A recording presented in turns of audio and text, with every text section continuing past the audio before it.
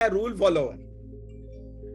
अब देखिए कितनी मजेदार बात है, हमें जो काम कुछ भी नहीं करना होता है हम कानून का सहारा ले लेते हैं कि इसमें तो ये कानून बना हुआ है, इसमें तो ये रूल ये बोलता है, तो रूल बुक को फॉलो करके हम लोग जो है वो चीज को हटा देते हैं। लेकिन इसमें मेन फियर क्या काम कर रहा है? यहाँ पे फियर है कि फियर ऑफ बीइंग रॉन्ग। हम लोग रूल क्यों फॉलो करना चाहते हैं? हम लोग कंफर्ट खोजते हैं कि रूल किसी का बनाया हुआ है और अगर हम वो फॉलो करेंगे तो हमसे गलती नहीं होगी, और अगर गलती होगी भी तो किसी को उंगली उठाने का मौका नहीं मिलेगा, क्योंकि मैंने तो रूल फॉलो किया है।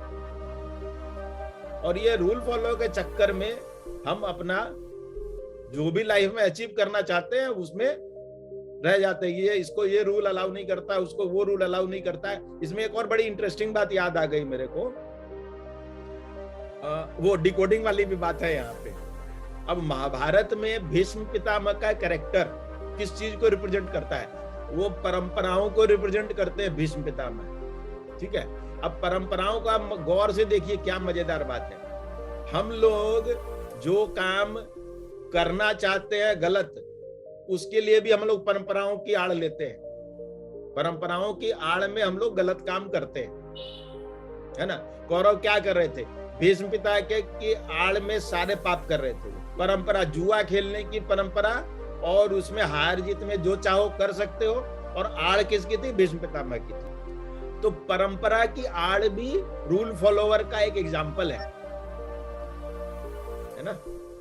याद हो जाए इसलिए मुझे याद आ गया तो मैंने यहाँ पे वो एग्जाम्पल रख दिया। तो आड़ लेते हैं हम लोग, और कितने कितने डिस्डेन से, कितनी मस्ती से उन्होंने उनको यूज किया।